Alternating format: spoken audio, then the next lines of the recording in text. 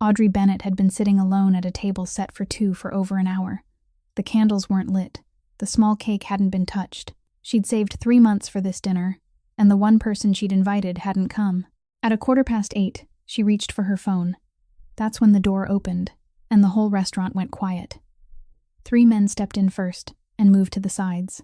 The manager stopped what he was doing and lowered his head. The last man through the door didn't take off his coat. He was tall, somewhere near 40, unhurried, carrying a stillness that made the room drop its voice without anyone asking it to. In his hands was a wrapped gift. He crossed the floor and walked straight to Audrey's table, like he'd known exactly which one it was before he ever came inside. Miss Bennett. She stood up, phone still in her hand. I'm sorry, I think you have the wrong table. He set the gift down between the 2 unlit candles and pulled out the empty chair across from her. I don't think I do, he said. Audrey had never seen this man before in her life. She hadn't sent him an invitation. She hadn't told anyone in Boston it was her birthday. Anyone except one person. And that person wasn't here. And yet he sat down in the chair that wasn't his, folded his hands on the table, and waited for her to sit too. She didn't sit. Whoever you're looking for, she said. It isn't me. He glanced at the 2 candles, then back up at her, and something in his face didn't move at all. It's you, he said. So she asked him the only question she had left. Who sent you? For the first time all evening, the man didn't answer right away. If this story pulls you in, a like really helps it find more people. Share it with someone who'd want to hear it tonight, and subscribe so you don't miss what happens next. Now let's get back to the story. My mother, he said. Audrey blinked. The name meant nothing to her until he continued. Eleanor Marchetti. She stood frozen beside the chair she had just refused to sit in. Mrs. Eleanor, the 71-year-old woman she met every Tuesday. The only person in the world who knew that today was her birthday. She's your mother. It wasn't a question, only something Audrey needed to hear herself say before she could believe it. Yes. Where is she? The man didn't look away. At 6:50 this evening, my mother collapsed in the car on her way here. She's at Massachusetts General Hospital. Audrey heard every word clearly, but it took another heartbeat before she understood all of them. On her way here, she had set out. She hadn't forgotten. Is she alive? Yes. Audrey snatched up her purse. She didn't look back at the table, didn't look back at the meal she had saved for 3 months to pay for, and didn't say a word to the server. She simply walked straight toward the door. The man rose and followed her, moving slowly, as though he had known this was what she would do. Outside on the sidewalk, a car was already waiting with the door open. Miss Bennett. He didn't raise his voice. It's a 40-minute walk from here. Audrey looked at the car, then at him, then climbed inside. The car pulled away. She sat with her back straight, both hands clenched tightly around the strap of her purse, and in her mind rose the memory of an August evening 7 months earlier, when she had finished her shift at the bakery and was walking home along Hanover Street. An elderly woman had crumpled beside an iron railing, one hand gripping the horizontal bar, her head bowed low. People kept walking past. A couple veered toward the edge of the street to avoid her. A man holding a phone glanced over and continued on his way. Audrey had knelt on the sidewalk, called 911, taken off her coat and draped it over the woman's shoulders, then held that ice-cold hand for 20 minutes until the ambulance arrived. She asked where it hurt. She asked whether there was anyone she wanted her to call. She didn't ask who she was. 3 days later, the elderly woman came to Hollis Street Elementary School, carrying a box of pastries, stood at the reception desk, and said she wanted to see the 4th-grade teacher named Audrey. Audrey had invited her into the teacher's lounge and poured her a cup of coffee from the battered old vending machine in the corner Minnie K did. She drank the entire cup. Then she asked for another. The car turned. Audrey opened her eyes. The man beside her hadn't spoken a word during the entire drive. His hands rested on his knees, and his eyes remained fixed straight ahead. She was the one who broke the silence. She never mentioned your name. He didn't turn his head. I know. For 7 months, she told me about her son. She told me what you ate, how many hours you slept, how stubborn you were. Audrey heard the tremor in her own voice and tried to steady it. She never once told me your name. Preston, he said. Preston Marchetti. The surname made her falter for a heartbeat. She had heard it somewhere before, in a news story, in a scrap of gossip in the teacher's lounge. But she couldn't remember the context, and right now there wasn't enough room in her mind to think about it. "How did you know which table I was sitting at?" she asked. "My mother wrote down the name of the restaurant and the time you were meeting in her notebook. She wrote this too." Preston continued, his voice still even. "Don't let the girl sit alone." Audrey turned her face toward the window. She didn't want him to see her expression. 6:50, she whispered. "She was supposed to meet me at 7. "Yes, so she left early. My mother always leaves early." The car stopped in front of the emergency entrance. Audrey opened the door and stepped out before the driver could do anything, and she walked so quickly that Preston had to lengthen his stride to keep up. At the admissions desk, she gave Eleanor Marchetti's name. The employee behind the computer looked up at her, then glanced over her shoulder at the man who had just stepped up behind her, and the employee's face changed. It wasn't the kind of change that came over someone who had recognized a celebrity. It was something else. "Mr. Marchetti," the employee said, their voice dropping at once. "The waiting room is on the 3rd floor. Your people are already up there." Audrey turned to look at him. "Your people?" Preston offered no explanation. He merely gestured toward the elevators. "Come on, Miss Bennett," he said. "My mother is waiting for you." The doctor hadn't allowed anyone inside yet. Audrey sat down on a plastic chair in the 3rd floor hallway and waited, her hands resting on her lap, and she let her mind drift back to those Tuesday afternoons because they were the only place that still felt safe now. 7 months, nearly 30 meetings, always at the same inexpensive cafe 2 blocks from the school, always at the same table by the window. Mrs. Eleanor drank her coffee black and never added sugar. "My father taught 4th grade too," she told Audrey during their second meeting. "In Worcester. 31 years in one public school." Audrey asked what he had been like. "Poor," she answered at once, without needing to think. Poor his entire life. He graded papers until 11 o'clock at night, then woke up at 5:30 the next morning. I asked him why he didn't find another kind of work, and he told me it was because there were children in his classroom who had no one else to depend on. She slowly turned the coffee cup between her hands. "I think about that more than I think about anything my husband ever said." On some afternoons, she talked about her son. She spoke of him the way people speak of something they have stopped trying to fix. "He cried easily as a child," she said. "Does that sound funny to you?" "He cried when the neighbor's dog died. He cried when he lost a ball game." Audrey asked what had happened after that. "Then, when he was 13, something happened in our home," she said, though she never told Audrey what it was. "After that day, he stopped crying. I've never seen him shed another tear. It's been 25 years. She looked out the window. "People think that means strength. I know it means a door closed." Audrey shared less about herself, but Mrs. Eleanor had a way of asking questions that made it impossible for her to hold things back. She told her that her mother had left when she was 4. She told her about 6 different foster families in Dorchester and Quincy, and how every time she moved, she had to learn the new name of yet another school. "Were any of the homes good?" the older woman asked. "2 of them were," Audrey answered. "One family was truly kind. They were simply too old to keep me for long." Mrs. Eleanor nodded slowly and said nothing more about it. Back in December, she had asked Audrey when her birthday was. Audrey told her it was March 14th. She asked what Audrey usually did that day. "Nothing," Audrey said. "I grade papers." The elderly woman set down her cup. "You're 27 years old." "Yes. So no one has celebrated your birthday in 27 years. Audrey shrugged and smiled, the kind of smile she always used to close a subject. "It's not that important." "It is," Mrs. Eleanor said, and her voice was firmer than Audrey had ever heard it. "Listen to me. The day you were born was an important day, and it troubles me that for 27 years, no one has bothered to tell you that." Then she told Audrey to choose a restaurant. Audrey said she couldn't afford one. Mrs. Eleanor told her to choose anyway, so Audrey picked an ordinary place in Charlestown and began saving right then. On their final Tuesday together, as Audrey rose to leave, the elderly woman caught her by the wrist. "I'll be there," she said. "Don't light the candles before I arrive." A sound in the hallway pulled Audrey back to the present. She looked up and realized how long she had been sitting there without truly seeing what was around her. Now she looked. 4 men stood along the opposite wall, evenly spaced, none of them sitting, none of them speaking to one another. At the far end of the hallway, 2 more men stood near the turn that led to the stairwell. They weren't wearing hospital uniforms.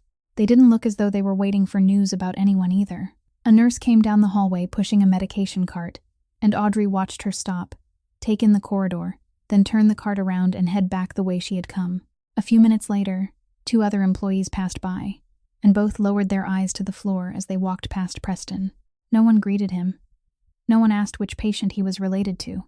Yet no one told the 6 men to leave the hallway either, though every hospital had rules about such things. Preston stood about 5 paces from her, his hands tucked into the pockets of his coat, his eyes fixed on the door to the hospital room. He hadn't asked the doctor a single question. He didn't pace back and forth. He simply stood there, and the entire hallway seemed to part around him of its own accord, like water flowing around a stone. Audrey watched him for a long time. Mrs. Eleanor had never told her what her son did for a living. For 7 months, she had said that he slept too little, barely ate, and was stubborn, but she had never once said where he worked. At the time, Audrey had assumed it was because she didn't want to boast. Sitting on that plastic chair now, in the middle of a corridor that an entire hospital was quietly avoiding, she began to suspect the reason was something else entirely. It was nearly 11 o'clock at night when the door opened and they were finally allowed inside. Audrey rose first, then stopped, uncertain whether she had the right to enter ahead of him. Preston gestured toward the door. "Go ahead. Inside the room, Mrs." Eleanor lay with her head turned toward the door, as though she had been waiting for the sound of footsteps. She looked smaller than Audrey remembered. Audrey walked around the foot of the bed, and the older woman reached out before she could say anything. Audrey took that hand between both of hers. Mrs. Eleanor squeezed back, weakly, but she did squeeze. Only then did she look over Audrey's shoulder toward the doorway, where her son stood. Preston had entered the room, but he went no farther. He stopped halfway between the door and the foot of the bed, his arms hanging at his sides. Then he raised one hand and gripped the iron rail at the end of the bed, only to let go again. "So you came," the older woman said to him. "I've been here since 8 o'clock. "I know. I was only asking." She turned back to Audrey. "I'm sorry, child. Please don't say that. I have to." Her voice was hoarse but clear. "I made you a promise. I've been waiting for tonight all month." Audrey shook her head and realized she was biting down hard on her lip. "How long did you sit there?" "Mrs." Eleanor asked. "Not long. You're a terrible liar." She let out a short breath that was almost a laugh. "I owe you a candle, Audrey. You owe me 2. Then 2 it is." Mrs. Eleanor closed her eyes for a moment, then opened them again. "Did he bring the box?" Audrey looked up at Preston. He went outside and returned almost at once, then set the gift box on the edge of the bed instead of handing it directly to her. "Open it, child," the older woman said. "I can open it tomorrow." "No." Her voice hardened. "Now." Audrey untied the ribbon, removed the wrapping paper, and lifted the lid. Inside lay a silver pocket watch, with a long scratch running diagonally across the glass, and a chain worn smooth where fingers had held it most often. She picked it up, and it was heavier than she had expected. "It belonged to my father," Mrs. Eleanor said. Audrey asked no questions. Beneath it, tucked into the lining of the box, was a folded card. She opened it and recognized the older woman's handwriting, more slanted and unsteady than usual. There were only 2 lines. "The day you were born was a beautiful day. Don't let anyone in this world make you believe otherwise." Audrey read it twice. By the second time, she couldn't hold herself together any longer. She lowered her head against the edge of the bed and wept, one hand still holding Mrs. Eleanor's, the other clutching the card, and she cried the way someone cries after spending years teaching herself never to do it in front of another person. "Mrs." Eleanor didn't try to comfort her. She simply left her hand resting inside Audrey's and waited. At the foot of the bed, Preston remained exactly where he had been. He didn't come closer. He looked down at the floor, then toward the window, then placed his hand on the iron rail again and left it there, his fingers tightening until his knuckles turned white. He didn't say a word. He didn't ask his mother whether she was all right. He stood like a man who had been brought by mistake into a room where everyone spoke a language he had never learned. A long while later, after Audrey had lifted her head and wiped her face, "Mrs." Eleanor said, "Preston, come here." He walked over. She held out her other hand, and he took it awkwardly, as though he were holding something fragile. The older woman held both their hands, one on either side of her, and looked up at the ceiling instead of at either of them. "For 20 years, you've asked me what I wanted," she said. "On my birthday, At Christmas, every time you felt guilty for being gone too long. You asked me what I wanted, and I told you I didn't need anything, so you kept buying me one thing after another." She squeezed his hand. This is what I want." Preston didn't answer. "I want you to look at a person," the older woman said, "without calculating how much they're worth. Just once will be enough. I'm asking you to do it once." The room remained silent for a very long time. Audrey sat motionless, understanding that those words weren't meant for her, yet somehow she was sitting in the middle of them. Preston looked down at his mother's hand inside his own. He made no promise. He didn't argue. He only gave one very small nod, and that was all he did. "Mrs." Eleanor exhaled, then seemed to lose the last of her strength, her eyelids sinking closed. "Next Tuesday," she murmured. "The usual place." "Yes," Audrey said. "I'll repay you with 2 candles." "Yes, ma'am." The older woman fell asleep. Audrey remained seated a little longer before gently slipping her hand free and standing. When she stepped into the hallway, she was still holding the watch and hadn't yet returned it to the box. Preston stood with his back to her, speaking very quietly to an older man she hadn't seen before. The man listened and nodded, and before Audrey could come any closer, he glanced at her, then immediately lowered his voice even further. The older man's name was Nico Bianchi, and Audrey learned that only because Preston called him by name as she walked past. She continued toward the row of plastic chairs, sat down, and had no intention of listening, but the late-night hallway was empty, and their voices still carried.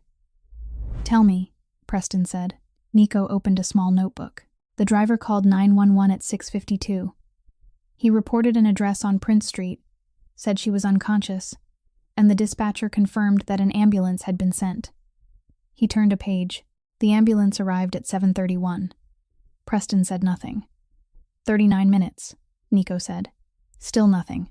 Audrey looked down at the pocket watch in her palm and didn't understand why that number sent a chill down her spine, because she knew nothing about emergency response traffic in Boston, didn't know what was normal and what wasn't, but she heard something in the other man's silence.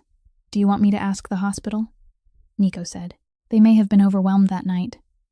Find out the reason." Preston said exactly those 4 words, without raising his voice or placing emphasis on any one of them. Nico closed the notebook. "I'll have Julian handle it. Vehicles, routes, dispatch records, those things fall under his responsibility." "Good." And the conversation ended there. Nico headed toward the elevator. Preston turned and caught Audrey watching, but he showed no reaction. He only said, "The driver will take you home. You have a class to teach tomorrow morning." Audrey was about to refuse, then decided against it. She reached her apartment at nearly 1 o'clock in the morning, placed the watch on the kitchen table, and sat staring at it until dawn was close. 4 days later, Mrs. Eleanor was visibly stronger. She could sit up, she could complain about the hospital food, and when Audrey pushed open the door on Friday afternoon, the older woman was reading the newspaper with the expression of someone who regarded hospitalization as a personal insult. "Skipping class again, are you?" she said without looking up. "I came after I finished teaching." "What time did you finish?" 3:15. "It's 4 o'clock now. Did you walk here?" Audrey sat down. "I took the bus." The older woman lowered the newspaper. "Listen to me. I still won't be discharged by next Tuesday, but you're coming anyway. You're in the hospital. I didn't ask where I am. I asked whether you're coming." Audrey smiled. "I'll come. Promise me." "I promise." "Good." The older woman folded the newspaper. "Because I'm not going to let this ruin my Tuesday. I've endured your vending machine coffee for 7 months, and I'm not giving up halfway through." Preston arrived at nearly 5 o'clock. He was carrying a white cardboard box, which he set on the overbed table without saying what it was. "Mrs." Eleanor glanced at the box, then at her son, then told Audrey to open it. Inside was a small cake and 2 candles. "Where did you buy it?" the older woman asked. "Out there." "Where out there?" "Eat it if you want it, Mother. Don't ask questions." Mrs. Eleanor burst out laughing, then coughed, then laughed again. Audrey placed the 2 candles on the cake. The older woman looked at her son. "You light them." Preston drew a lighter from his coat pocket. His thumb settled on the wheel, and he stopped for a single beat, no longer than 1 breath. Then he struck the lighter and lit both candles. Mrs. Eleanor told Audrey to make a wish. Audrey closed her eyes. She didn't know what to wish for, so she wished that the older woman would be discharged soon, then blew out both candles. Mrs. Eleanor clapped twice and told her son to cut the cake, because she didn't trust anyone else in the room with a knife. Preston cut 3 slices, gave the first to his mother, the second to Audrey, then stood at the foot of the bed and ate the last one without sitting down. Mrs. Eleanor talked for the next 30 minutes, mostly to criticize the doctors. At one point, she turned to Audrey and asked how many children were in her class that year. Audrey said 26, and the older woman asked whether any of them were difficult. Audrey told her about a 9-year-old boy named Toby who stuttered and stayed behind for an extra 40 minutes every day to practice reading with her. Mrs. Eleanor listened very carefully. Is he making progress? Slowly, but he is. Slow progress is still progress. The older woman cast a very quick glance at her son as she said it, then immediately looked away. Audrey caught the look but didn't understand what it meant. At 6 o'clock, the nurse came in to take Mrs. Eleanor's blood pressure and said the patient needed to rest. Audrey rose and said goodbye. She had reached the door when Mrs. Eleanor called after her. Tuesday. Yes, ma'am. Tuesday. That was the last time Audrey ever heard her voice. The phone rang at 4:40 on Saturday morning, March 22nd.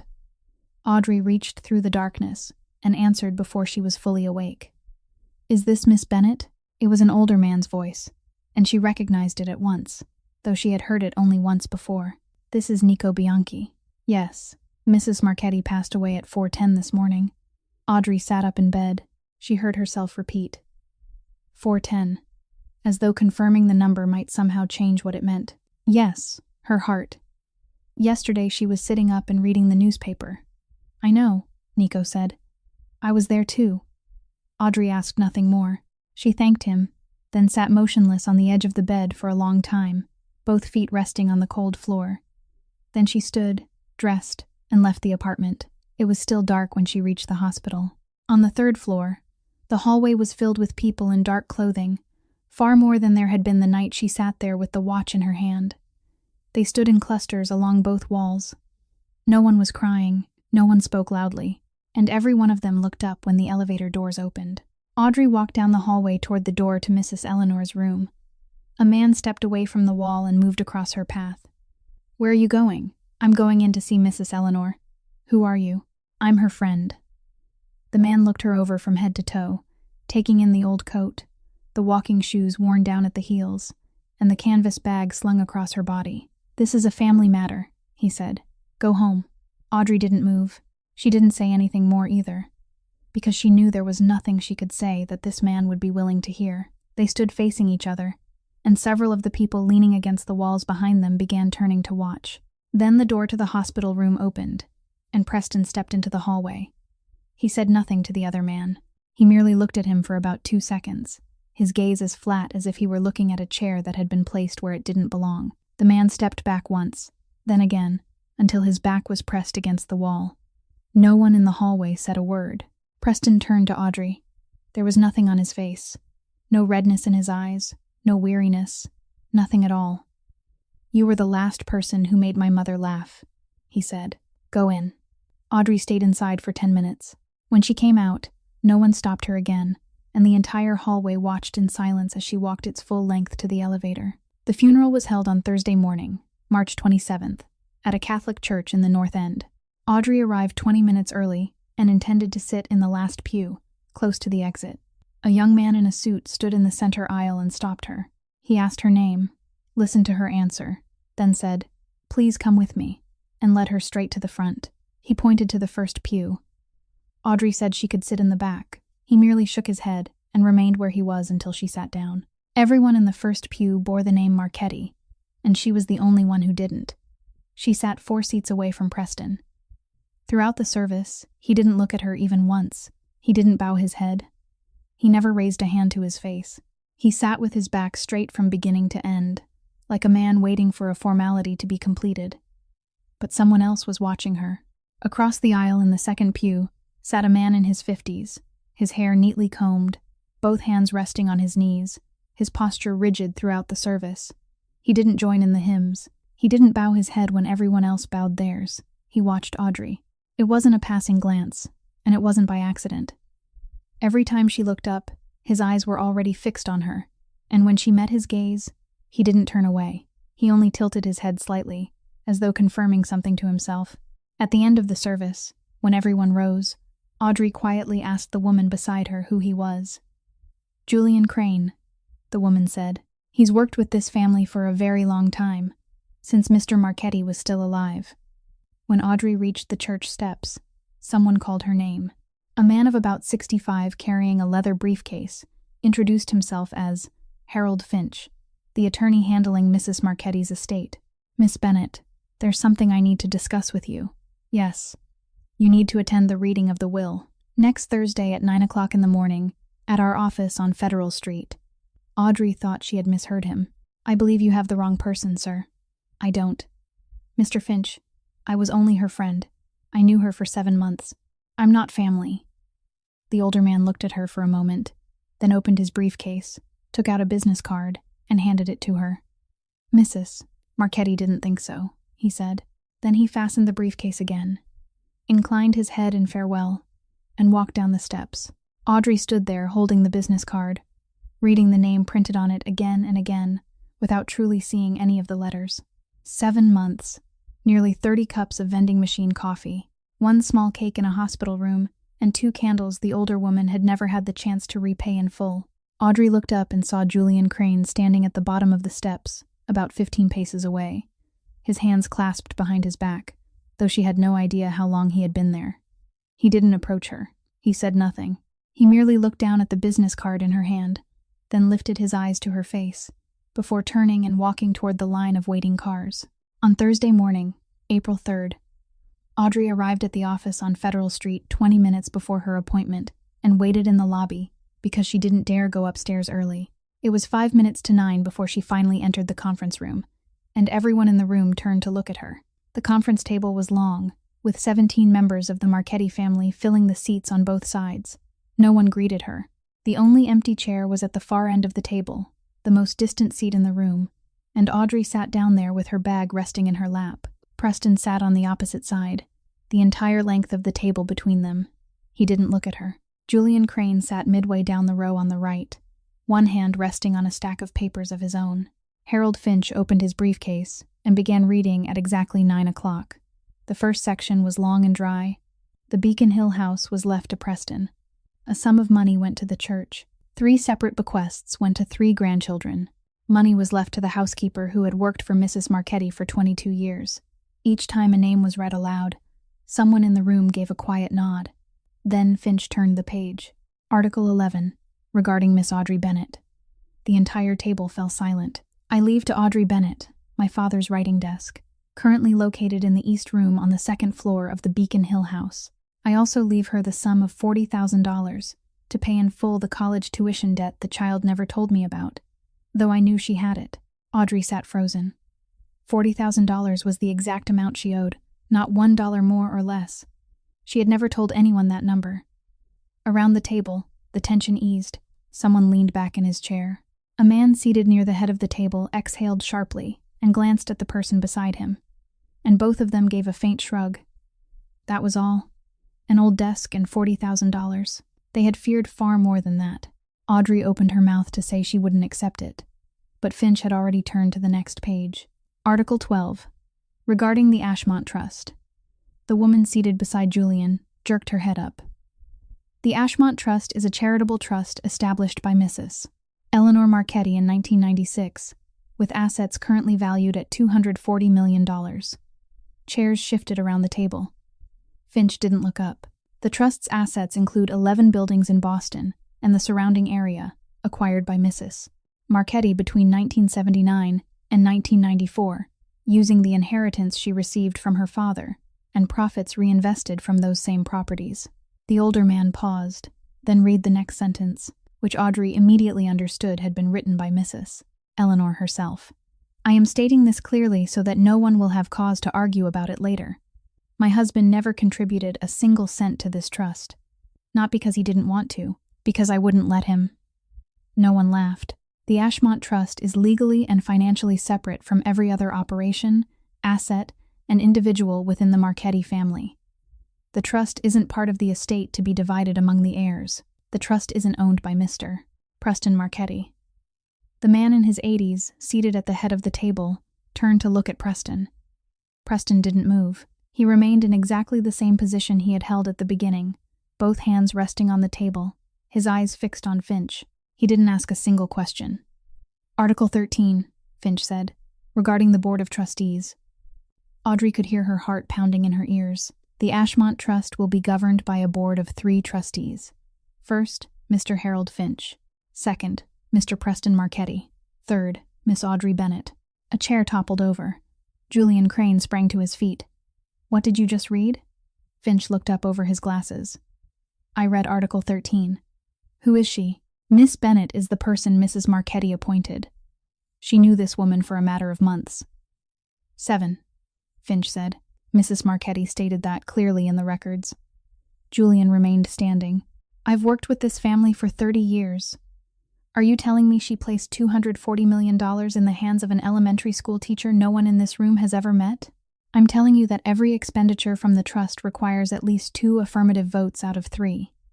Finch replied, his voice still even. None of these 3 people can decide the fate of a single dollar alone. That is what Mrs. Marchetti wanted. She was ill. She wasn't ill when she signed it. The entire room went still. Finch turned the file around and pointed to one page. This amendment was signed on February 28th, 3 weeks before her death. I was present, along with 2 independent witnesses, and her personal physician signed a statement confirming her mental competence on that same day. Anyone who wishes to challenge it is free to do so, but I advise against it. Julian sat down very slowly. He never took his eyes off Audrey. Audrey placed both hands flat on the table to keep them from trembling. Mr. Finch. Everyone in the room turned toward her. I refuse. Finch looked at her. I won't accept it, she said. Not the desk, not the money, not the trust. I didn't know her long enough to accept anything in this room. I only want to go back to teaching. Someone near the middle of the table murmured something Audrey couldn't make out. Finch removed his glasses, cleaned them, then put them back on. Miss Bennett, I understand, but you can't refuse. Why not? Because Mrs. Marchetti anticipated that you would say those exact words. He turned another page. She included a 90-day provision. For 90 days beginning today, you don't have the right to decline this position. Once those 90 days have passed, if you still wish to step down, I'll prepare the paperwork for you that very afternoon. Audrey looked down at the surface of the table. 90 days. She included one more sentence, Finch said. I'll read it exactly as she wrote it. Don't let the child run away before she has time to understand why I chose her. At the opposite end of the table, for the first time that entire morning, Preston turned his head and looked at her. Audrey didn't wait for the elevator. She took the stairs down 4 floors and stepped into the underground parking garage beneath the building. She had gone about 20 paces when she heard the metal door open behind her. Miss Bennett, she turned. Preston stood at the foot of the stairs, alone, 7 or 8 paces away, and he came no closer. You knew about this, she said. No. You sat in there all morning without asking a single question. People were shouting over $240 million, and you sat there in silence as if you already knew everything. I knew my mother had the trust. I didn't know she had changed her will. Audrey tightened her grip on the strap of her bag. Then what is this? What is your family planning to do with me? I don't understand what you mean. What I understand is that I've just been shoved into the middle of something I never asked for, in front of 17 people who looked at me as if I were a thief. Her voice echoed through the empty garage. I think this is some kind of game. Rich people always seem to have games like this. Put a stranger's name in for amusement. Let the family fight among themselves. Then 3 months later buy my signature with a check. Preston listened to every word. He didn't interrupt her. If it were a game, he said, you wouldn't have been given $40,000, the exact amount of your debt. Audrey fell silent. My mother didn't play games with money, he continued, and she didn't play games with people. She looked at him for a long time. The garage was so quiet that she could hear the ventilation fans turning. Then I'm going to ask you one question, she said, and I want an honest answer. All right. Who are you? Preston's posture didn't change. He didn't come closer, and he didn't look away. You've already guessed, he said. I want to hear you say it. I'm the head of a family, he said. Not a company, not an investment fund. An organization. It has been in Boston since before I was born, and I took control of it when I was 31, after my father died. What kind of organization? You already know what kind. I want you to say it. And he did. He spoke plainly, without evasion or metaphor. He told her that his family controlled freight operations in several of the northern ports, that they lent money, that certain businesses paid them to be left in peace, and that there were people in this city who called him before they called the police. He didn't use a single word to soften any of it. He didn't say it belonged to the past. He didn't claim that he handled only the legitimate side. When he had finished, he stood in silence and waited. Audrey felt her hands turn cold. But she didn't step back. "You're not apologizing," she said. "No. And you're not explaining yourself. What would an explanation change? You asked who I am," I answered. She nodded slowly, realizing that what sent a shiver through her wasn't what he had just told her, but the way he had told it, evenly, without raising his voice once, as if he were reading from an inventory. "She knew, didn't she?" Audrey asked. "My mother knew everything. She knew who you were," Audrey said, "and she still sat drinking vending machine coffee with me every Tuesday in that teacher's lounge with the window that wouldn't close properly, for 7 straight months. She drank 2 full cups, complained that it was terrible, then came back the next week." Preston said nothing. "She told me about your father," Audrey continued, "about how he graded papers until 11 o'clock at night. She told me how many hours he slept, what he ate, and how stubborn he was. She talked to me about you for 7 months, but she never once told me your name, and I thought it was because she didn't want to boast." Audrey gave a short laugh with no amusement in it. "It turns out it was the other way around." "You're wrong," Preston said. Audrey looked up. "She didn't hide my name from you to protect me," he said. "She hid it to protect you." The garage fell silent again. "I have a question for you as well," he said. "All right. During those 7 months, did my mother ever mention you to me?" Audrey didn't understand. "I don't know. How could I know that?" "No," Preston said. "Not one word." He remained exactly where he was, his hands still in the pockets of his coat. "She called me twice every week. She told me what she was reading, whom she had argued with, and what she was unhappy about. For 7 months, she met with you nearly 30 times, and she never once told me there was a woman named Audrey Bennett." Audrey stared at him. "The first time I learned your name was on the afternoon of your birthday," he said. "When they brought me her notebook from the car, she couldn't answer." "My mother told me everything," Preston said. "For 38 years. You were the only secret she ever kept from me." His voice didn't rise when he said it, but Audrey heard something beneath the words, something she couldn't name. She lowered her eyes to the concrete floor. "I don't want that trust," she said quietly. "I know. In 90 days, I'll sign the papers and step down. That is your right. You're not going to try to persuade me?" "No," Preston said. He turned and walked toward the car, waiting at the far end of the garage. After a few steps, he stopped. "Miss Bennett?" "Yes?" "That writing desk," he said. "It's in the east room on the 2nd floor. Whenever you want to collect it, call Finch. Don't call me." Then he walked away, leaving Audrey alone in the parking garage, her hand still gripping the strap of her bag. It wasn't until the car had disappeared completely that she realized he hadn't taken a single step closer to her during their entire conversation. On Monday morning, Audrey went to work as she did every day, and tried to live as though the previous Thursday morning had never happened. She had 26 children in her class, and a spelling test to grade, and that was far easier than thinking about 90 days. At lunchtime, Principal Marisol Reyes knocked on her classroom door. "Do you have 10 minutes?" In her office, she pushed a stack of papers across the desk. "The district has made its final decision. Hollis Street will close at the end of this school year." Audrey picked up the papers but didn't read them. 340 children, Marisol said. "They'll be divided among 3 schools, one in Roslindale, one in Hyde Park, and one all the way out in Mattapan. The child who lives farthest away will spend nearly an hour on the bus every afternoon. Starting when?" "September." Audrey set the papers down. "Have you applied for funding?" Marisol opened a drawer and took out a thick plastic folder. 11 places, she said. 4 private foundations, 3 educational organizations, 2 banks, 1 insurance corporation, and 1 federal program. She turned through the pages one by one. Rejected, rejected, rejected. This one didn't even respond. I had to call 3 times before someone finally told me the application had been eliminated in the first round. Audrey looked at the papers. 11 names, 11 dead ends. Why? Because we're small. Because our test scores aren't impressive enough for them to display on their home pages. Because 70% of our students receive free lunch. Marisol closed the folder. People like funding places that are about to succeed. No one likes funding a place that is about to sink.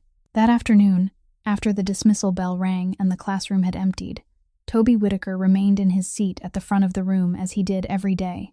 He was 9 years old, with sandy hair, and he had been staying behind like this since October of the previous year.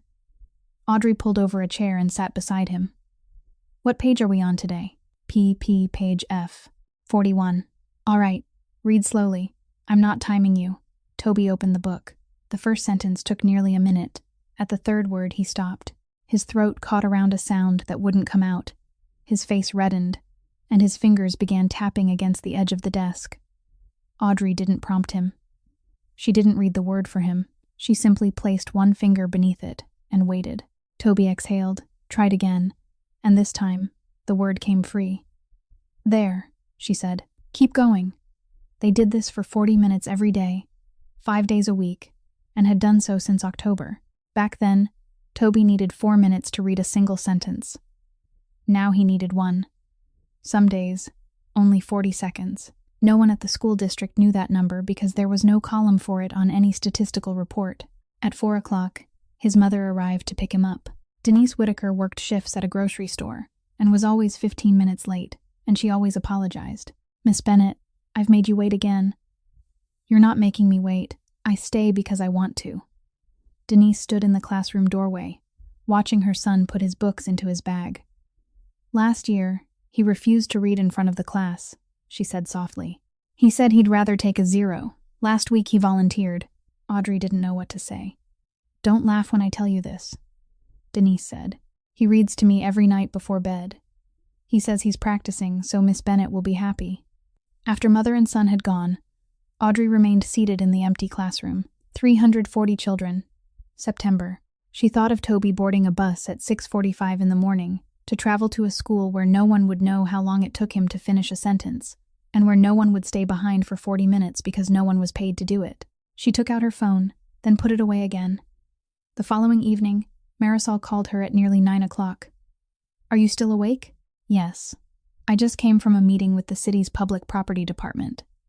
Her voice sounded entirely different from the way it had the previous afternoon. Audrey, I thought the worst problem was that we didn't have enough money. It isn't. What do you mean? The building, Marisol said. Our school building. The city owns it, and the city has placed it on the property disposal list. They already have a buyer, a real estate development company. They plan to turn it into apartments. Audrey sat upright. When? The sale closes in 90 days. Audrey said nothing. Are you listening to me, Audrey? These are 2 separate problems. The first is operating money, teachers' salaries, tutoring programs, buses, lunches. If we found a sponsor, that part could be saved, but it wouldn't buy the building.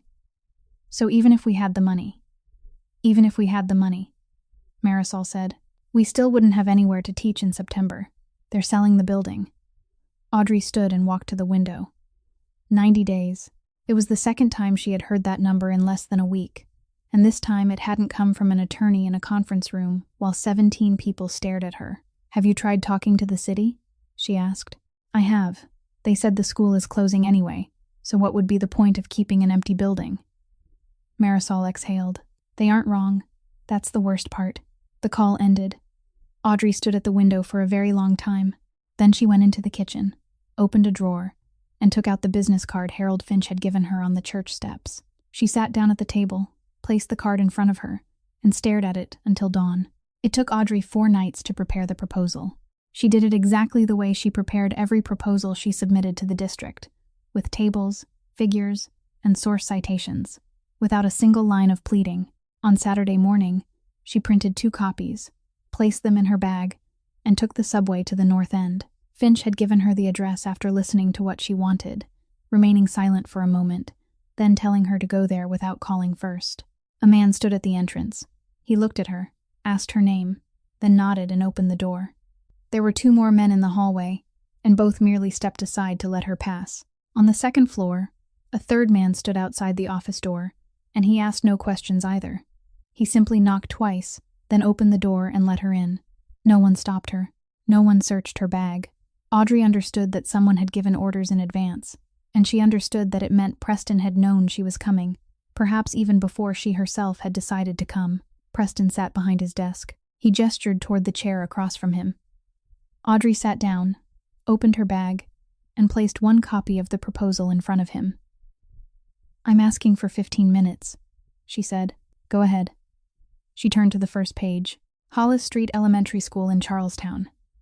340 students and 19 teachers. The city school district will close the school at the end of this academic year because enrollment falls below the required level, and the operating budget has been cut for 4 consecutive years. She turned the page. This is the actual cost of keeping the school open for another 5 years. Teachers' salaries, insurance, utilities, lunches, buses, and the after-school supplemental reading program. I calculated it using this year's actual salaries, with an additional 4% each year for inflation and step increases. Preston pulled the proposal closer. "The total is $2,400,000, she said. "Divided evenly, that comes to $480,000 a year. Every expense is itemized on pages 4 through 9. He turned to page 7. "Where did you get these figures?" "From the district's public financial reports. Anyone can download them." "How much does the supplemental reading program cost?" "More than $60,000 a year. It's the first thing the city cuts whenever money runs short, and it's the only thing I refuse to cut." Preston continued turning the pages. He read for longer than Audrey had expected. "What is page 11? "The part I need to explain before you ask." She straightened in her chair. "I'm one of the 3 trustees of the Ashmont Trust. I'm also a tenured teacher at the school applying for money from that same trust.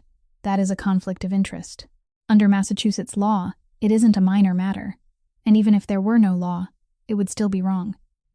Preston looked up. "So I'm recusing myself from this vote," she said. "I'll sign a written statement for Mr. Finch making it clear that I won't participate in the discussion, won't take part in the vote, and won't receive any personal benefit from this expenditure. I've also told Principal Reyes that if the funding is approved, I won't accept any salary increase that comes from it." He set the proposal down. "Do you understand what that means?" "Yes. What does it mean?" "It means I lose my vote," Audrey said. "The trust requires 2 votes out of 3 for approval. If I remove mine, only you and Mr. Finch remain. That means I need both of you. It means that if you vote no, this proposal dies, and there's no way to save it." Preston looked at her. "You could keep your vote," he said. "No one is making you do this. Someone is." "Who?" "I am," she said. The room was silent for a moment. "I've spent 5 years teaching at that school," Audrey continued. "If we manage to save it tomorrow with my own vote, then for the rest of my life there will always be someone who says Miss Bennett took money for her own school. And they would be right. I don't want to save that school in a way I'll have to hide later." Preston tapped one finger against the desk once, then stopped. "Why should I care?" he asked. Audrey didn't blink. "You don't have to care," she said. "You only have to vote." He looked at her. One corner of his mouth moved slightly, no more than the width of a single thread, then returned to where it had been. "This proposal," he said. "How long did it take you?" 4 nights. "You were still teaching during the day?" "Yes. And working shifts at the bakery." Audrey faltered. She had never told him about that. "My mother wrote it in her notebook," Preston said, answering the question she hadn't yet had time to ask. He closed the proposal and pushed it to one side, and for 2 seconds Audrey thought she had failed. "I haven't decided," he said. "All right. I don't make decisions based on paper." He stood, walked to the window, and remained there with his back to her. "Can you imagine how many beautiful proposals people bring me every year? Everyone has tables. Everyone has a 5-year plan." He turned around. "I'll come see the school." Audrey remained still. "When?" "Next week. I won't tell you the day in advance. Do you want me to prepare anything?" "No," Preston said. "Teach the way you do every other day. If you arrange anything for me to see, I'll know, and then I'll vote against it." Audrey stood, placed the second copy of the proposal on his desk, and walked toward the door. At the threshold, she stopped. "Mr. Marchetti." "What?" "You were right when you said I could keep my vote," she said. "But you could also have sat there and refused to hear a single word I said this morning. You didn't have to give me 15 minutes. Preston didn't answer. She walked down the stairs, passing the 3 men who still stood exactly where they had been before, and not one of them looked at her even once. He came on Wednesday morning, and Audrey had no warning at all. She was writing an assignment on the board when she saw Marisol leading a man through the classroom door, and she had to look twice before she recognized him. Preston wore a rough textured jacket and jeans, with no tie, and no one accompanied him. He carried no briefcase. He entered the classroom, gave Audrey one brief nod in greeting, then walked straight to the last row of desks and lowered himself onto a student chair far too small for him. Several children turned to look. "This is a visitor to our school," Audrey said. "Turn around." And that was the end of it. The children really did turn back, because to them, an unfamiliar adult sitting at the rear of the classroom was nowhere near as interesting as the math problem on the board. He sat there for 40 minutes.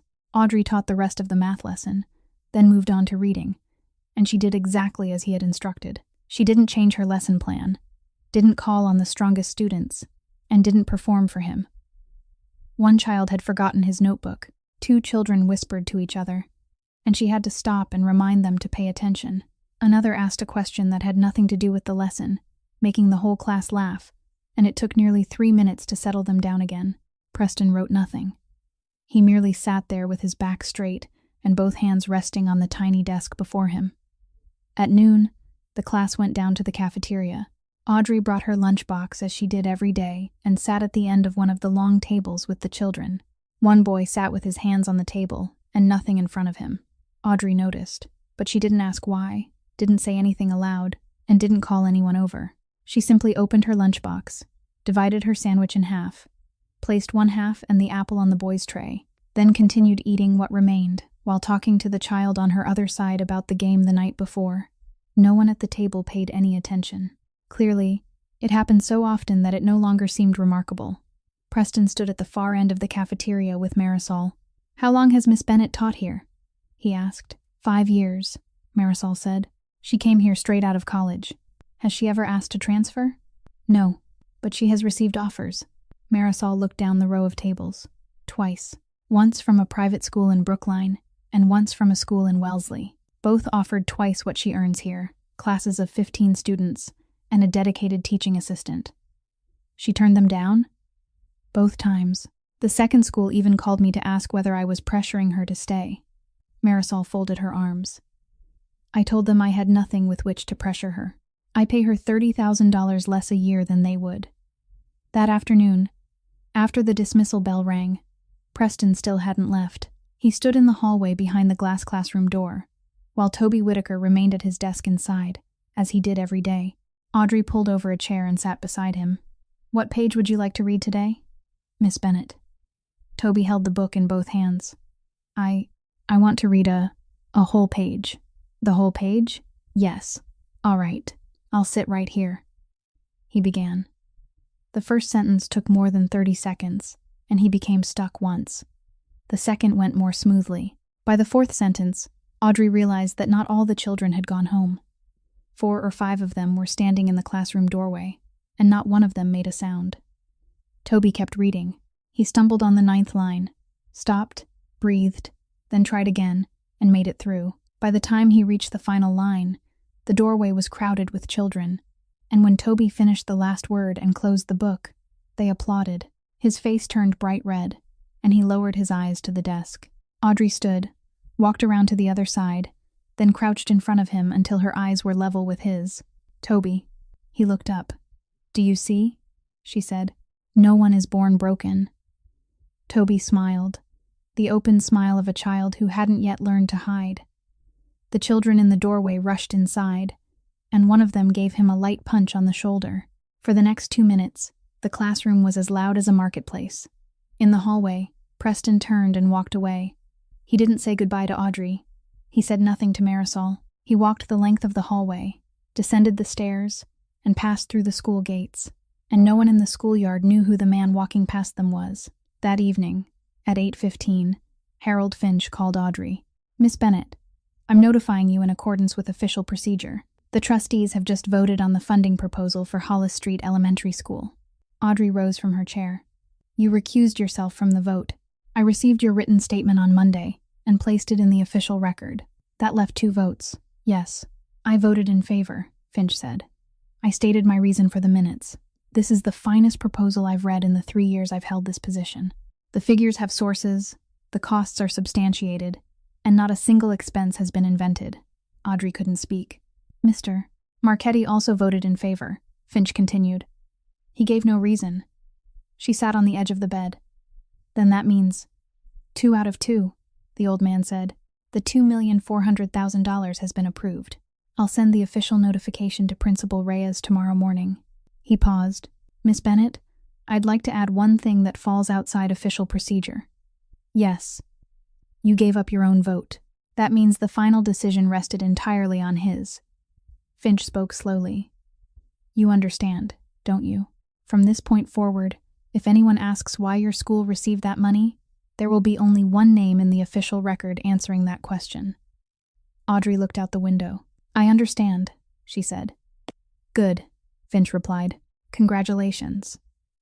Then he ended the call. The next 3 weeks were the best Audrey had known in years. Marisol called back all 19 teachers and signed their contracts for the new school year ahead of schedule. The supplemental reading program received its own funding and expanded from 1 class to 4. A Charlestown neighborhood newspaper published a 300-word article on an inside page with a headline stating that a private trust had saved Hollis Street School, naming no one except the principal. No one paid it any attention. The first meeting of the trustees took place on a Thursday afternoon at Finch's office. Audrey arrived on time, carrying the documents she had carefully read twice. There were 4 items on the agenda. The first 3 passed quickly. The fourth was Preston's proposal for $1,200,000 to renovate the facades and heating systems of 2 buildings owned by the trust in the South End. I object, Audrey said. Finch looked up. Preston didn't. State your reason, Finch said. She opened the documents to the page she had marked. These 2 buildings are rental properties with an occupancy rate of 91%, and there haven't been any complaints about the heating systems in the past 2 years. The cost estimate allocates $700,000 of the total to the facades. A facade doesn't make anyone warmer. She pushed the page across the table. If we separate the heating work into its own project, the cost is $400,000. I'll approve that amount today. As for the other $700,000, I want to know why it costs twice as much as the work that's actually necessary. No one spoke for several seconds. I vote against it, Audrey said. Finch looked at Preston, then lowered his eyes to the documents. I vote against it as well, the old man said. Miss Bennett is right. This figure is off. Preston closed his folder. Then it's rejected, he said, his voice no different from when he had greeted them at the beginning of the meeting. Mr. Finch, have the estimate redone and separate the heating work. I'll present it again next month. Then the meeting moved on to the final item. Audrey sat there and realized that the mechanism Eleanor had written into her will wasn't merely a line of legal language. It had just operated before her eyes, and it had worked exactly as the old woman intended. It was already dark when the meeting ended. Audrey was walking toward the subway station when a car pulled up to the curb and Preston lowered the window. He was driving himself, and there was no one else in the car. Are you going back to Charlestown? Yes. Get in. She hesitated for a second, then opened the door. They had been driving for several minutes when she asked, Aren't you angry? About what? About the fact that I just rejected your $1,200,000 proposal. You rejected $700,000, he said. I'll get the other $400,000 next month. Audrey laughed before she could stop herself. The car turned, and she realized he hadn't asked where she lived. He drove straight to her block and stopped in front of the correct address. You know where I live. You gave Finch your address when you signed the recusal papers. Audrey didn't entirely believe him, but she didn't ask anything else. 3 days later, she worked the evening shift at the bakery, as she did every Saturday, from 9 o'clock until 1 in the morning. At around 11:30, while she was wiping down the counter, she looked outside and saw a car parked across the street. She recognized it. She finished cleaning the counter, stacked the trays, balanced the register, and every time she looked up, the car was still there. It remained parked for exactly 20 minutes. No one got out. No one honked. Then it drove away. The next morning, Audrey sent him a text consisting of a single line, asking whether he had business in the neighborhood the night before. He replied 4 hours later, also with a single line. No. At the end of the month, after another meeting, he drove her home again. The car stopped in front of her building, but she didn't get out immediately. May I ask you something? Yes. That day in the conference room for the reading of the will, she said, Mr. Crane stood up and shouted at Mr. Finch in front of 17 people. You sat there without saying a word. That day in the parking garage, I said some very harsh things to you, and you remained silent then too. Today, I rejected your proposal in front of your own attorney. She turned toward him. Why do you never get angry? Preston stared straight ahead through the windshield. He was silent for so long that she thought he wouldn't answer. Because the last time I got angry, he said, someone never came home. Audrey didn't ask anything more. She opened the car door, thanked him, and went inside. That same week, in the North End, Julian Crane placed a thin file on Preston's desk. The matter from the night of March 14th, he said. I've finished looking into it. Preston opened the file. There were 3 pages inside. I spoke with Dispatch, the ambulance transport company, and the transportation department, Julian said. There was road work at 2 points along the route that night, along with a collision on Cambridge Street that backed up the entire area. The ambulance had to take a detour. He clasped his hands behind his back. Traffic, nothing more. Preston turned through all 3 pages, then closed the file. All right, he said. I'm sorry there's no one for you to blame, Julian said. Sometimes it's simply bad luck, sir. He walked out. Preston remained seated with the file in front of him and didn't open it again. The following Monday morning, Audrey was handing back the spelling tests when the classroom door opened. Marisol stood in the doorway, holding an iPad in one hand and gripping the doorframe with the other. Her face was deathly pale. Audrey, she said, come out here with me for a moment. In the hallway, Marisol handed her the iPad. The article was on the front page of the Boston Globe's digital edition, published at 5:10 that morning. $2,400,000 in mafia money flow into a public elementary school, and the crime boss who cast the deciding vote. Beneath the headline were 2 photographs. The first showed Preston opening a car door for Audrey outside a law office on Federal Street, taken from across the street, the image perfectly clear. The second had been taken inside the church on the day of the funeral, with Audrey sitting in the front pew among people who bore the Marchetti name.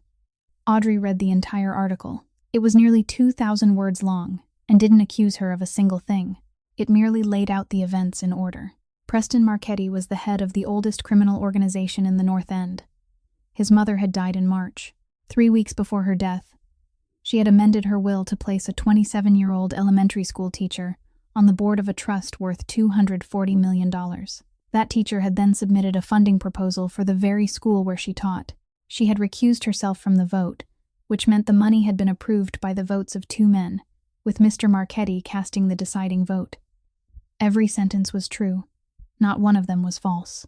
In the final paragraph, the reporter wrote that the newspaper had contacted all 3 trustees, and none had responded. The comment section already contained more than 900 posts. Audrey read only the first 2 before locking the screen. So now we know why that tiny little school got the money. This girl is something else. In 7 months, she managed to reel in both an old woman and her son. The next 48 hours passed very quickly. On Monday afternoon, the city school district sent Audrey a letter informing her that she would be placed on paid administrative leave beginning Tuesday morning, while the matter was reviewed. On Tuesday morning, the Massachusetts Department of Elementary and Secondary Education opened proceedings to review her teaching license. On Tuesday afternoon, the State Ethics Commission announced that it had opened a case under Chapter 268A concerning a public employee's conflict of interest. On Tuesday evening, the school office received requests from 7 parents to transfer their children to other classes. On Wednesday morning, a federal agent named Teresa Kane called Harold Finch and informed him that the Federal Bureau of Investigation had opened a preliminary money laundering investigation into the Ashmont Trust.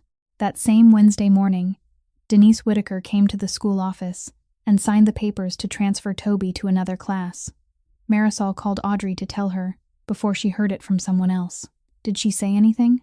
Audrey asked. Marisol was silent for a moment. She cried, she said. She said she was sorry, but Toby has no one except her, and she couldn't risk having her son's name connected to this. Audrey said she understood, then ended the call. On Wednesday afternoon, she went to the school for the last time to clear out her belongings.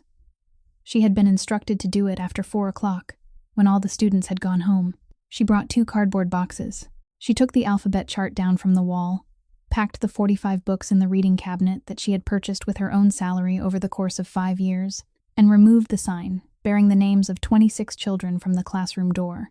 She worked very slowly and very neatly, as though careful hands might somehow make it hurt less. Near 5 o'clock, she looked up and saw someone in the hallway. Toby Whitaker stood on the other side of the glass, his school bag hanging from his shoulders, one hand resting on the window ledge. He didn't come inside.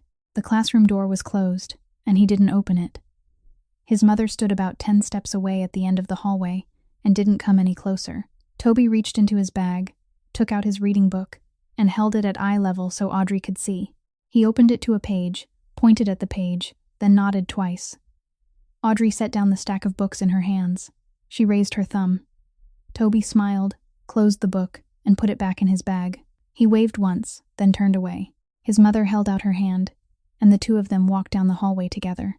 Denise didn't look back even once. Audrey watched until the door at the far end of the hallway closed behind them. Then she turned back toward the classroom. She stood there for a while between the 2 nearly full cardboard boxes, among 26 empty desks, surrounded by walls stripped bare, except for the marks left by pieces of tape. Then her legs gave way, and she sank to the floor with her back against the base of the blackboard, and she cried. She cried without making a sound, both hands covering her face, her shoulders trembling, and she went on crying for a very long time in that empty room. The phone in her pocket vibrated several times. She didn't take it out. At 6 o'clock, the security guard walked past, looked inside, then quietly continued on, and turned off the hallway lights at the far end.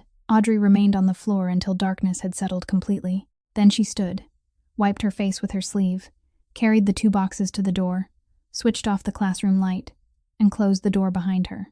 She arrived in the north end at 9 o'clock that night, the 2 cardboard boxes still in the trunk of the taxi. The man at the entrance had only begun to speak when she walked straight past him. The 2 men in the hallway stepped forward half a pace, then stopped when they saw that she had no intention of stopping. She went up to the 2nd floor, and before the man stationed outside the office could knock, she pushed the door open herself and walked in. Preston was standing beside his desk with the phone pressed to his ear. He looked at her, spoke 2 words into the phone, then ended the call. "I called you 4 times, he said. "I know. Sit down. I'll stand." He set the phone down. "I'll take care of this." "No, Miss Bennett." I said no. He fell silent. "How are you planning to take care of it?" she asked. "Call the newspaper? Call someone at the department? Tell the Ethics Commission to close the case? You can do it. I know you can. And that's exactly the problem. The problem is that you've lost your job." "No." Audrey placed one hand on the back of the chair. "The problem is that if you make one phone call and everything disappears tomorrow, this entire city will know that whenever you want something to disappear, it disappears. And then everything that article said will become true, including the parts it didn't dare put into words." Preston didn't answer. "Every time you protect me," she said, "people will assume you have something to hide." "I don't care what people assume. I do." She didn't say it loudly, but he looked up. "I gave 5 years to that school," Audrey said. 5 years making 340 children believe that there was at least one adult in their lives who wouldn't abandon them halfway through. Some of them live with their grandparents. Some have mothers who work 2 shifts. Some have already changed schools 3 times in 4 years. She paused. "I won't trade that for peace you bought for me. You'll lose your license. Maybe. Do you understand that if you lose your license in this state, you won't be able to teach in any other state?"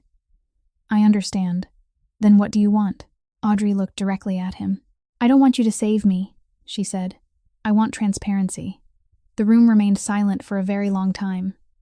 Preston moved behind the desk, but he didn't sit. He merely stood there with both hands braced against its surface. "Do you think they'll investigate this fairly?" he asked. "I don't know." "I do. They won't investigate the trust. They'll investigate me, attach my name to you, close the file, and call that a conclusion. Maybe. And you still want that?" "Yes." "Why?" "Because if a real investigation clears me," she said, "then that belongs to me. But if one phone call from you buys me peace, I'll owe you until the day I die. And every time anyone mentions Hollis Street School, there will be a voice in my head saying, yes, it's true. You couldn't do it on your own. Preston looked at her. You can't understand, she said. You've never had to prove anything to anyone. You're wrong. Then you do understand. He said nothing more. He straightened and walked to the window, where he stood with his back to her for a very long time. Audrey didn't rush him. She heard the clock on the wall and the cars on the street below, and nothing else. Do you know what you're asking me to do? He asked without turning around. Yes. Say it. I'm asking you to stand still. Preston turned back toward her. In my entire life, I've never stood still when something happened to one of my own, he said. I'm not one of your own. No, he said. You're not. He returned to the desk and sat down, remaining there in silence for a while, with both hands resting on the desktop, exactly as he had sat in the room during the reading of the will that day. People are going to say terrible things about you, he said. They already have. It'll get worse. Yes. And I'm not allowed to say a single word. No. Even when I know they're wrong. Especially when you know they're wrong, Audrey said. Preston lowered his eyes to the desk. How long? He asked. I don't know. 3 months. 6 months. Until someone is willing to look at the documents instead of looking at your last name. And if they still reach the wrong conclusion in the end? Audrey tightened her grip on the back of the chair. Then I'll live with it, she said. I'd rather lose a fair fight than win one you rigged for me. He remained silent. But I need you to promise me one thing, she said. Say it. You can't touch anyone involved in this. Not the reporter. Not anyone at the department. Not anyone on the commission. No one at all. Preston raised his head and looked at her for a long time. You came here, he said. Alone, at 9 o'clock at night. Walked straight past 4 of my men, just to tell me not to do anything. Yes. Are you afraid of me? Audrey thought for a moment before answering. Yes, she said. But I'm more afraid of the alternative. He gave one small nod, exactly like the one he had given in the hospital room when his mother held both their hands. Then he reached for the phone. Audrey tensed. Nico, he said into it. Tell everyone to stand down. No one does anything about the newspaper. No one calls anyone. Come up here tomorrow morning. I have something else for you. He ended the call and set the phone down. Go home, he said. It's late. Nico Bianchi arrived at 7 o'clock in the morning. Preston was already seated at his desk, with 3 folders arranged in front of him, and he pushed the first one across. My resignation, he said. Take it to Finch before 9 o'clock. I'm withdrawing from the Ashmont Trust's Board of Trustees, effective today. Nico read it. You're not keeping any position? No position. No vote. No power to submit proposals. I'm not allowed to attend meetings, review records, or know what they spend the money on. He pushed the second folder forward. This is authorization for an audit. Every set of books the trust has kept from the day it was founded until today, all 22 years of them, will be turned over to an independent accounting firm. Not one that has ever worked with our family. You choose 3 names and let Finch draw one. Nico nodded. And the third? Preston didn't push it across. He rested his hand on it. This is a letter to the Federal Bureau of Investigation, he said. I'm opening all the trust's records to them. Everything. 22 years. No lawyers standing in their way, no procedural delays, and no demand for a warrant. Nico stood motionless. Did you hear me clearly? I heard you. He set the other 2 folders down. Preston, I worked for your father for 14 years, and I've worked for you for 7. I'm going to say this once, and then I'll keep quiet. Say it. Opening the books to them means opening a door, Nico said.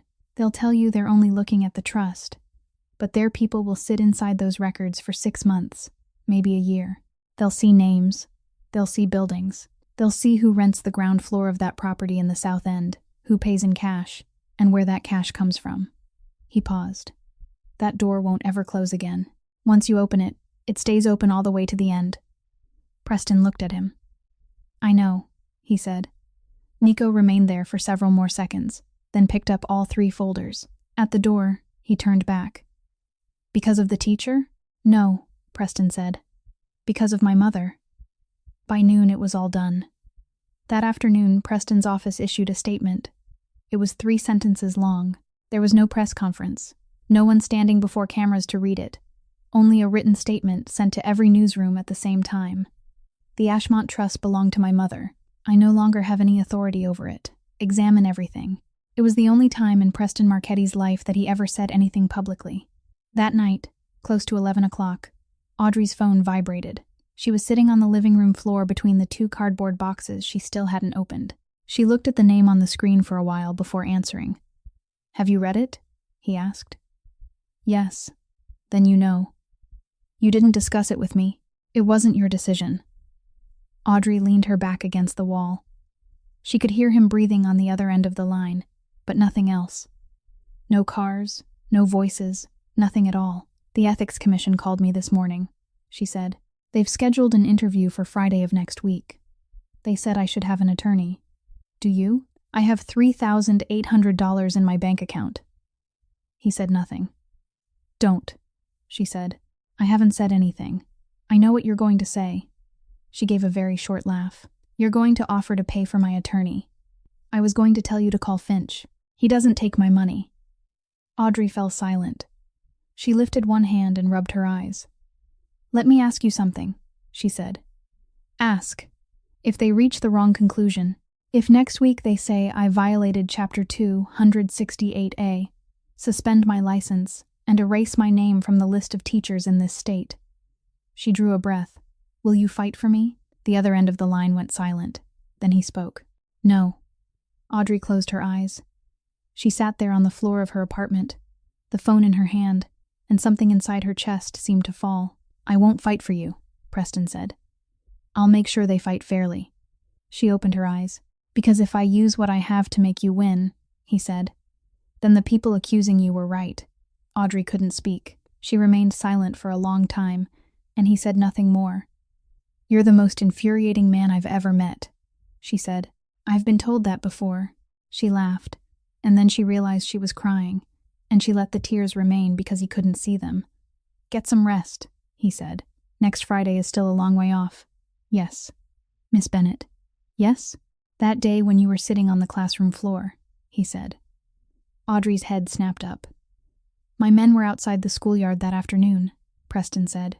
"I sent them there that morning in case reporters came looking for you. I told them not to let you see them.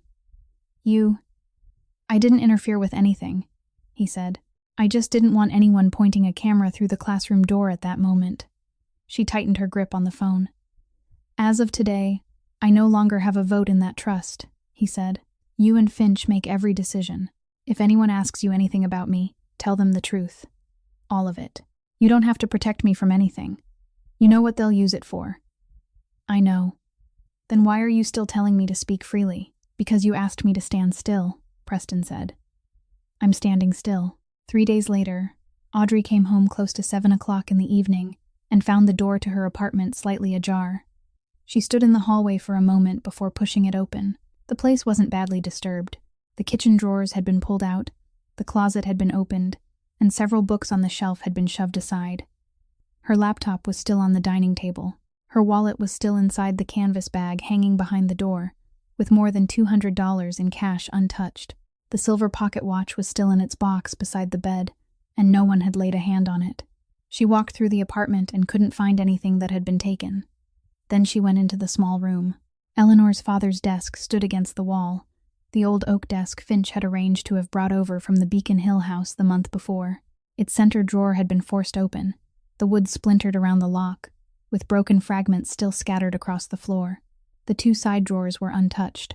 Only the center one had been opened. There was nothing inside but a few pens and a roll of tape. Audrey called the police. 2 officers arrived 40 minutes later, took notes, photographed the room, and asked whether anything was missing. When she said no, one of them told her it might have been a burglar who left after failing to find anything valuable. She signed the report. She didn't call Preston. That night, she slept at Marisol's house. The next morning, at 6:15, a message from an unknown number appeared on her phone. "Sign the renunciation of trusteeship. Then you'll be allowed to teach again." She didn't answer. She took a screenshot, sent it to Finch, and the old man called her back within 10 minutes, his voice utterly unlike its usual self. He told her not to go anywhere alone at night, and said that if anyone contacted her, she had to inform him immediately. 3 days later, someone did. The call came at 2 o'clock in the afternoon. A polite male voice clearly gave his name and invited her to have coffee at a cafe on Boylston Street at 4 o'clock. He added that the cafe would be crowded at that hour, that its windows looked out onto the street, and that she was free to choose whichever table made her feel comfortable. Audrey texted Finch the address and the time, then went. Julian Crane was already seated at a table in the middle of the room. He stood when she arrived, pulled out her chair, asked what she wanted, then ordered it for her. He thanked the server twice. "I'm very sorry about what the newspapers have written about you," he said. "It isn't fair. Thank you. I mean it. I have 2 grandchildren in public school. I know how much people like you earn in a year." Audrey didn't answer. Julian placed a slim briefcase on the table, opened it, and took out 2 things. The first was a printed document, fully prepared, with only the signature line left blank. The second was a check. He turned both around so she could read them. The check was for $500,000. "This document formally renounces your position as a trustee," he said. "It's completely valid. My attorney drafted it. You sign it, send it to Mr. Finch, and by tomorrow morning you'll have nothing more to do with the Ashmont Trust." He pushed the check slightly closer to her. "And this is so you can live comfortably while everything settles down." Audrey looked at the 2 pieces of paper. "Miss Bennet," Julian said, his voice still gentle. "Eleanor was a kind woman. I worked with her for 30 years, so I know. But near the end of their lives, people sometimes develop romantic notions. She met you, saw something of her father in you, and became confused." He folded his hands together. "She was kind, and she was mistaken. Help her correct that mistake." Audrey reached out, placed 2 fingers against the edge of the check, and pushed it back toward him. "She told me the day I was born was a beautiful day," she said. "Do you think $500,000 can buy that?" Julian looked down at the check in front of him. He didn't appear irritated. He smiled, a genuine smile, almost one of satisfaction, then returned both papers to the briefcase and snapped it shut. "She chose the right person," he said. "I have to admit that." He stood, put on his coat, and left enough money on the table to pay for both of them. "You should stay a while. The coffee here is excellent." He pushed his chair neatly back into place. Then he paused with one hand resting on the back of it and turned toward her as though he had just remembered some small matter. "Miss Bennet," he said. "Do you know how long she lay in that car?" Audrey looked up. Julian gave her a very courteous nod, then walked to the door, held it open for a woman coming inside, and disappeared down the street. Audrey remained motionless in her chair. Her hand was still resting on the table. That detail hadn't appeared in the article. It hadn't appeared in any newspaper. They had written only that Eleanor Marchetti died at the hospital after suffering a heart attack, at the age of 71. No one had written where she collapsed. No one had written that she had been inside a car. Audrey remembered the 3rd-floor hallway that night, Nico standing there reading the notebook, Preston speaking 4 words, and Nico saying, "I'll have Julian handle it." She remembered the 3 pages. Traffic, nothing more. Audrey reached the north end close to midnight. She told the story from the beginning, adding nothing and leaving nothing out, including the words he had spoken as he said goodbye. Preston listened to all of it without interrupting her once. When she finished, he didn't ask a single question. He didn't rise. He merely walked to the window and stood there with his back to her, both hands in his pockets, and he remained that way for a very long time. Audrey sat in the chair looking at his back, afraid to say anything. The clock on the wall chimed. Then he reached for the phone on his desk. "Nico, come up here." The old man arrived 15 minutes later, still wearing his pajamas beneath his coat. "3 things," Preston said. "First, get all the location data from my mother's car on the night of March 14th, from 6 o'clock to 8 o'clock. Second, get the 911 dispatch recordings from that night, every call connected to the address on Prince Street. Third, don't tell anyone what you're doing." Nico looked at Audrey, then back at Preston. "How long do I have?" "Before morning." He left. He returned at 4:20 in the morning with a laptop and a folder of printed pages. Preston turned off the room lights, leaving only the desk lamp on, and Nico placed the laptop in the middle of the desk and opened the first audio file. 6:52. The driver's voice was urgent but clear. He gave the address on Prince Street, said the woman was 71 years old, unconscious, and breathing weakly. The dispatcher repeated the address, confirmed that an ambulance had been sent, and instructed him to stay on the line. Nico stopped the file and opened the second one. 6:54. Another man's voice, calm and measured, almost pleasant. The man said he was a member of the patient's family, that the family had its own car and private physician and was already taking her in, and asked that the ambulance be canceled so it could be sent to another emergency. The dispatcher asked for his name. The man gave one. The dispatcher asked for the case information. The man gave the correct address and the patient's correct age. The dispatcher confirmed the cancellation. The call lasted 1 minute and 40 seconds. Nico opened the third file. 7:09. It was the driver again, but this time his voice had broken. He asked where the ambulance was. The dispatcher told him the call had been canceled at the family's request. He shouted that no one had called, that he was the only person there. The dispatcher said another ambulance would be sent immediately. Nico turned off the recording. No one in the room spoke. The ambulance arrived at 7:31, he said. Preston was still standing beside the window. The number that called to cancel it, he said. A prepaid phone, Nico replied. Bought with cash at a phone store in Revere on February 26th. The store had security cameras, but the footage has been erased. What I was able to trace was the sales receipt.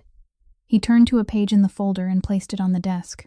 That phone came from a batch of 12, paid for with a corporate card belonging to Crane Harbor Logistics. Audrey looked up. The company is registered to Julian Crane, Nico said. Preston didn't turn around. What else? There's this. Nico turned to the next page. On the night of March 14th, from 6:30 to 7:40, that prepaid phone pinged 3 consecutive towers within a 2-block radius of where your mother's car stopped. It was there before the driver called 911. It stayed there the entire time. At 7:45, it was switched off and never turned on again. The room remained silent for a very long time. Why? Preston asked. Nico closed the folder. I spoke to 2 people in her office. On the afternoon of March 14th, her secretary sent Mr. Finch an invitation to a meeting at 9 o'clock the following morning. The subject line said the family would be informed of an amendment to the will. Julian was on the invitation list. He placed the folder on the desk. He thought she hadn't signed it yet. He thought the meeting the next morning was for the signing. If she had to be hospitalized that night, the meeting would be postponed, and he would have more time. Nico lowered his eyes to the desktop. He didn't mean to kill her. He only meant to delay her for 1 evening. Preston turned around. There was nothing on his face.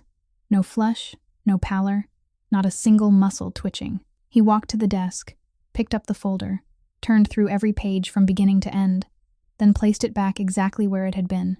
Did he know whether she had already signed it? Audrey asked. Her voice was very quiet. Nico looked up at her.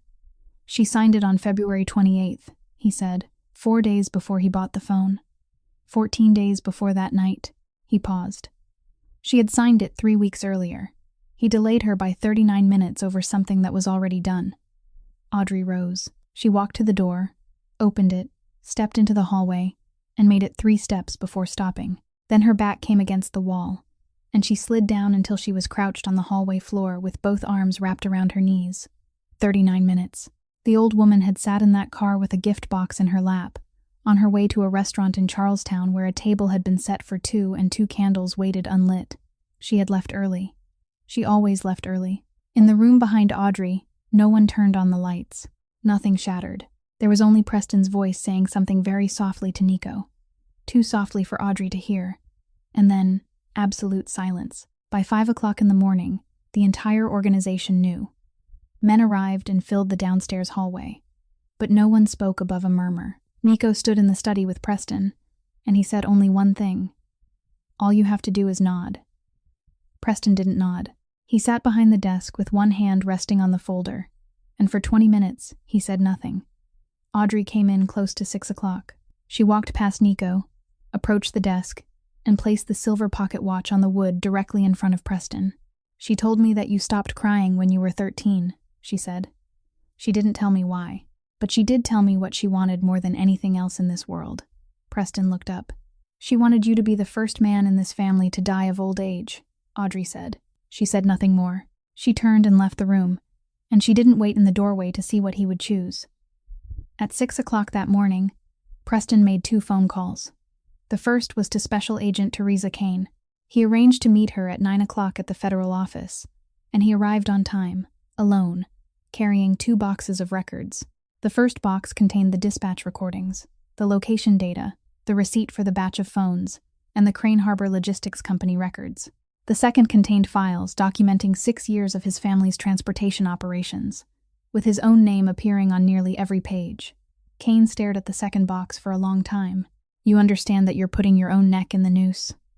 "If I only hand him over," Preston said. "You won't believe a word I say." The second call was to Nico. "Dissolve it," he said. "All of it. As of today." Julian Crane was arrested 3 days later at his home in Winchester.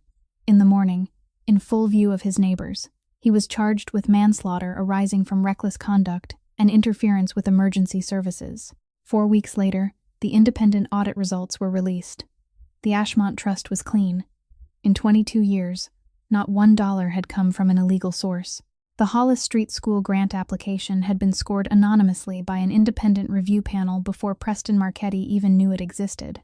Audrey Bennett had formally recused herself from the vote in writing, in full compliance with procedure, before the day the vote was held. The State Ethics Commission closed the case without finding any violation. The State Department of Education reinstated her teaching license. The city school department expunged her entire disciplinary record and invited her back to the classroom. During the announcement, the chair of the review panel turned one more page. The trust had received 41 grant applications that year. Audrey Bennett's proposal had earned the highest score in all 5 categories. 3 weeks later, the Board of Trustees voted to expand the program to 4 schools in the district and invited her to serve as program director. She accepted on one condition: she would keep teaching her 4th grade class. Toby Whitaker returned the following month. Denise stood in the classroom doorway and apologized over and over again. "You were protecting your child," Audrey said. "I don't blame you for a single second." The price came in November.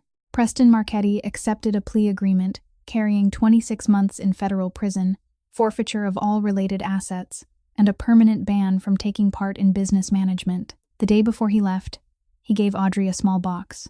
She looked at it, then looked at him. "Don't do anything foolish." He opened the lid. There was no ring inside.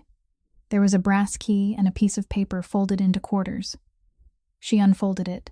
It was the deed to the Hollis Street Elementary School building, purchased through a public city auction at full market value, with no preference and no exception, then transferred into the name of the Ashmont Trust. "The city will never be able to close that school again," he said. "Neither will I." Audrey picked up the key. "Why are you giving me the key if it doesn't belong to me?" "Because someone has to open the doors every morning," Preston said. She didn't promise to wait for him. He didn't ask her to wait. 2 years and 2 months later, on a September morning, Audrey arrived at school at 7:15 and unlocked the gates as she did every day. Toby Whitaker, now 11 years old, ran past and called out a greeting without stumbling over a single word. A man stood waiting at the curb. He wore an old coat, had no car, and no one was with him. In his hands was a small gift box. "Miss Bennett, today isn't my birthday." "I know," he said, "but I've already missed it twice." Audrey accepted the box. She didn't open it right away. She asked whether he wanted to come inside for a cup of coffee from the vending machine, warning him in advance that it was the worst coffee in Boston. Preston said yes. The two of them walked into the schoolyard among the running children, and not one person in that yard knew who the man beside her had once been, and that was exactly what he wanted. Eleanor Marchetti had $240 million, but what she remembered during the final days of her life was a strange young woman who had sat down on the sidewalk and held her hand without asking who she was. We often think respect is something reserved for people with status, money, and a famous name, but respect only has true value when we offer it to someone before we know who they are. And sometimes, the greatest love we can give someone we cherish isn't protecting them, but standing still so they can stand on their own 2 feet. If this story touched you, we hope you'll give us a like, share it, and subscribe to the channel so we can listen together to meaningful stories every day. How do you feel about Preston's final choice? And has a stranger ever stopped to help you when everyone else simply walked past? Please leave a comment and share your story with us, because we sincerely want to hear what lies deep within your heart. We wish everyone watching this video lasting health, a joyful life, and peace in every day ahead. Goodbye, and we'll see you again in the next video.